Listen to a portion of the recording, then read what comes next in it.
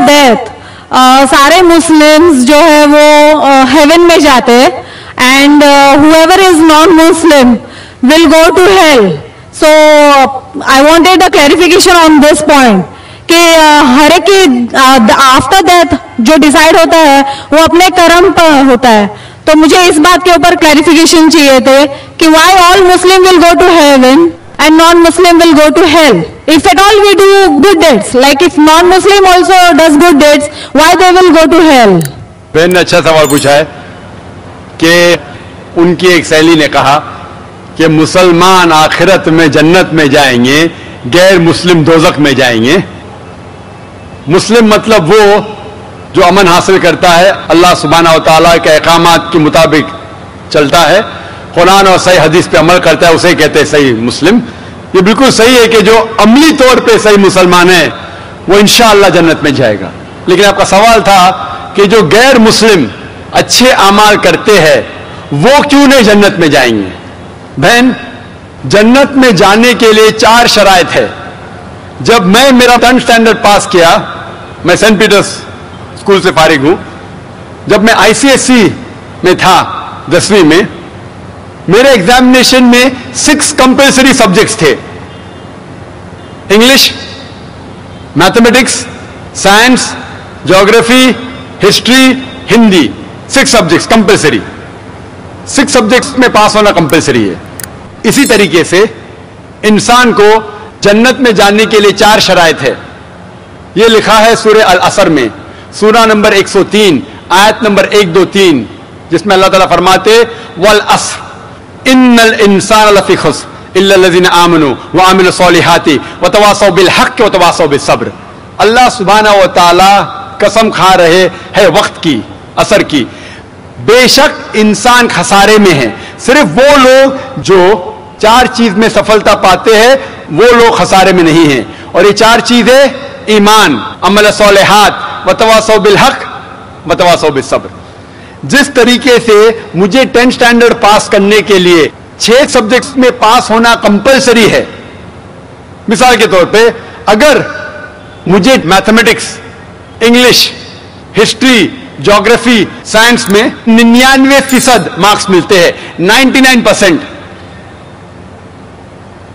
और हिंदी में सिर्फ मुझे 10% मिलते हैं, एंड पासिंग मार्क्स इज 40%.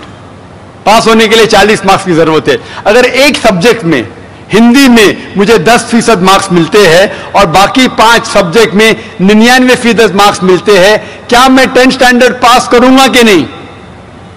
बहन, मैं आपसे पूछना चाहता हूं, क्या मैं 10th स्टैंडर्ड में सफलता पाऊंगा कि नहीं? एक सब्जेक्ट में 10%, बाकी 5 सब्जेक्ट्स में 99%, क्या मैं 10th स्टैंडर्ड पास करूंगा कि नहीं? नहीं. क्यों? क्योंकि मुझे हिंदी में 10% मार्क्स मिले, भले 99 मिले, बाकी 5 सब्जेक्ट हिंदी में 10 फेल. उसी तरीके से जन्नत में जाने के लिए सूरह अल असर के हिसाब से 4 चीजें जरूरी है. ईमान, अमल सॉलिहात, नेक अमाल जो आप कह रहे, वतवासौ बिल हक, लोगों को हक की तरफ बुलाना, वतवासौ बिस सब्र, लोगों को सब्र की तरफ बुलाना. 4 चीजें जरूरी है.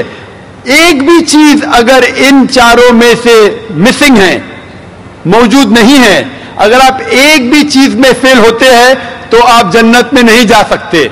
अगर आप कहते हैं कि आप अच्छे इंसान हैं, आमाल में आप बहुत अच्छे अमाल करते हैं, मान लो आपको 99 मार्क्स मिले अमाल में, 99, लेकिन ईमान में तो आप फेल है.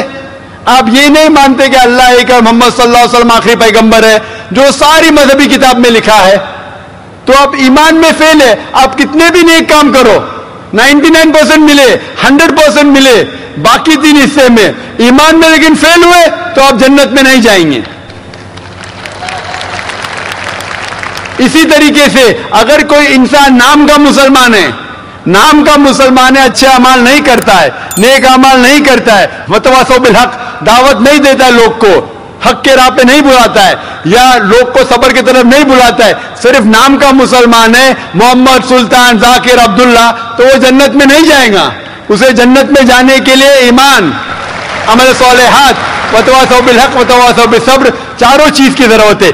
इसीलिए आप अमाल कितने भी अच्छे हैं, अगर ईमान नहीं है कि अल्लाह एक है اور اللہ کے علاوہ کسی کی عبادت نہیں کرنا چاہیے، اور ایمان نہیں ہے کہ محمد صلی اللہ علیہ وسلم آخری پیغمبر ہے، تو آپ جنت میں کبھی بھی نہیں جائیں گے۔ بہن، کیا آپ میرے جواب سے سہمت ہیں؟ Yes. Thank you for clarifying the point. میرا سوال یہ تھا کہ اتنے سالوں سے جو ہمارے ریلیجیس بکس آئے ہمارے پاس اور ہم لوگ اسٹڈی نہیں کر پا رہے، جو آج آپ نے پروگرام لیا، جو وید گیتا اس میں سے بتایا ہمیں، آج میں نے ابھی پڑھنا شروع کیا ہے، مگر اتنے سالوں سے کوئی پڑھ رہا کیوں نہیں ہے؟ آپ اس کے اوپر کیا کہنا چاہیں گے؟ بھائی نے اچھا سوال کیا ہے کہ ہم غیر مسلم اپنی مذہبی کتاب پڑھتے ہی نہیں۔ میری تقریر سننے کے بعد بھائی صاحب نے شروع کیا پڑھنا، تو کیوں نہیں پڑھتے؟ کیونکہ اکثر دیگر مذاہب کے دھرم گرو وہ نہیں چاہتے کہ ان کے مذہب کے ماننے والے اپنی مذہبی کتاب پڑھے۔ کیوں؟ کیونکہ اگر آپ مذہبی کتاب پڑھیں گے تو یہ دیگر مذاہب کے دھرم گرو کی دکان کیسے چلیں گی؟ آپ سمجھے؟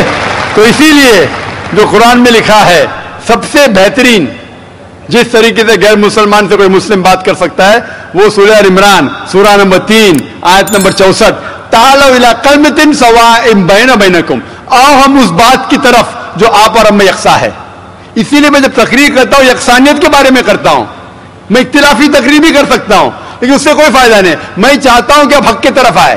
اور انشاءاللہ میری اگلی تقریر جو اگلے سنیچر ہے وہ ہے کہ خدا کا تصور مختلف مذاہب میں، concept of God in the major world religions.